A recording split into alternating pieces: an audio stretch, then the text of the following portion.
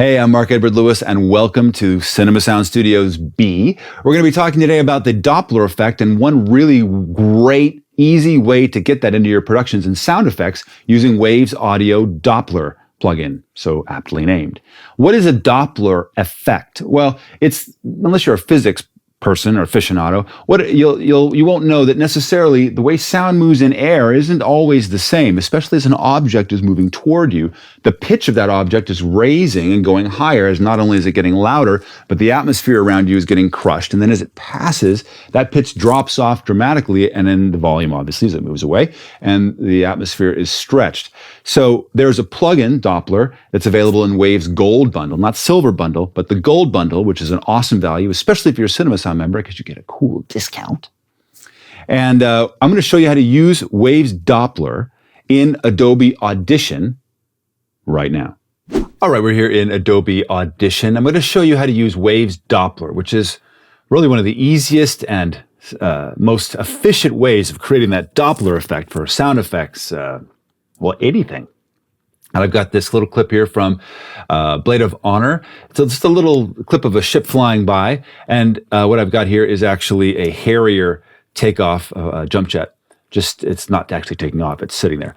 But I want to show you how we have used this plugin to make things fly by and how easy it is to use. So here's the Harrier jump jet. I'm just going to play this clip itself. You can see it up here in the timeline. And you can watch what happens with the ship.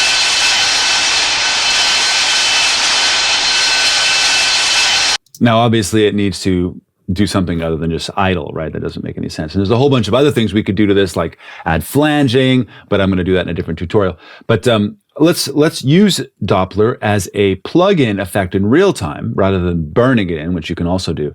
And that allows us to do some cool things. All right, so we're going to go here. And we want to do AU. I can't find Doppler in the VST3 plugins, so we use it in AU, Waves, Doppler stereo. There it is. And it's kind of a cool looking, looks like the Hollywood Bowl. Always reminds me of the Hollywood Bowl. So what is this that we're looking at? What is this interface? Well, this has the basic elements of what this algorithm is doing to the sound, both in gain, pan, pitch, air dampening, which as the object is coming closer, it changes how dense the air is, how it reacts. And then, of course, a built-in reverb, and then the functions for what kind of reverb there is. Then you've got what triggers it. What triggers the process of Doppler ring is that you can hit this button and it'll go, or once it receives something from the file, it'll start. And then you can have it loop infinitely or just loop and stop when it gets to the end of the cycle. Then you have how long is this pass going to be, and where is the center of it? Once it passes you, where does that show up in time? This is in seconds and tenths of seconds. And then up here is the really cool window. That red dot represents you, the listener. And this is where it will start, and then it will go that way to the end. And you can pull it up so that this object is as though it were going sort of away from you for a second and then coming close, or any number of other different configurations. I mean, you can have it come really, really close to you if you like uber crazy, I got hit with it close, or not. And let's play through some of these here, and you can start hearing the difference. In fact, let's do this. We're going to cut out these segments so we just have this bit. Cool.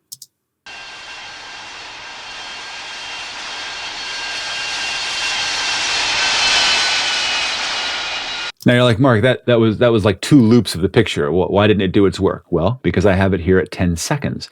And if we look down here, how long is this segment? 4 seconds, 8 frames at 23.976. So that means I want this to say 4 and maybe a tenth.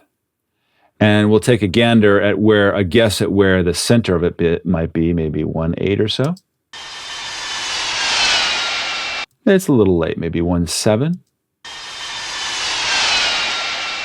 But already you can hear right away, it's like, wow, that's pitch, pan, volume, all kinds of things. Now for me, I always want to control the pan. So that way, especially in a surround environment, this is a stereo plugin, so it'll only pan between left and right. I need to be able to keep control. So I usually turn the bypass on the pan off. I also turn the reverb off because I'm controlling that in the mix as well, how close it gets and things like that. The pitch, listen to the difference. It defaults to 140, which is actually a pretty good default. Here it is at 200%. So it's a lot wider, and then if we reduce it down to 50, a little bit more subtle. So 140 is actually a good setting for this. Pans off, gains good. Air damp is always good at 200% in my opinion. So let's change the shape of how this goes by. Let's take a look at this again. That's a pretty fast by. If we pull this up, you'll notice that this is going to act like it's moving. Go up, young man. It's going to act like it's moving very slowly to us. And then if we make it go way down here, low, close to us. So we need to find some coefficient. I mean, you can do all kinds of crazy things like this, make it come in and out to you. Or go the opposite direction. There's some really cool things you can do with this. Go up. Oh, we just kind of did that. Let's do something obtuse like this.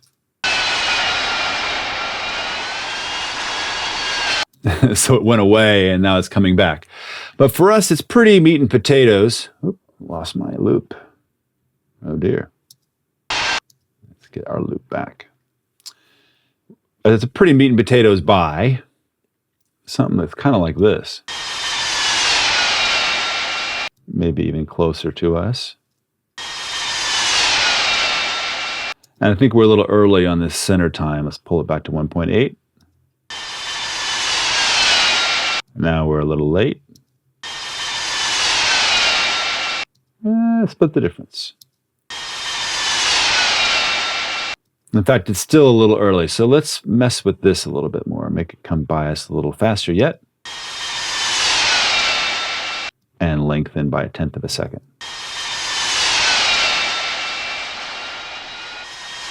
That feels pretty good. And also, just to demonstrate this little button,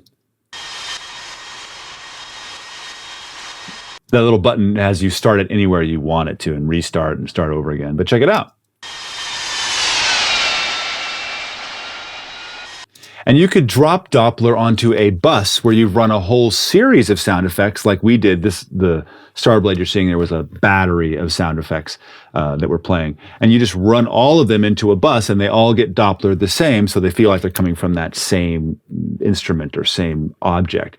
And that's Doppler. It's a absolutely essential plugin to any sound designer or any filmmaker who's doing your own sound design, where anything goes by, even a car by, just something that goes by, you can assist it with Doppler, even subtly, and it makes all the difference.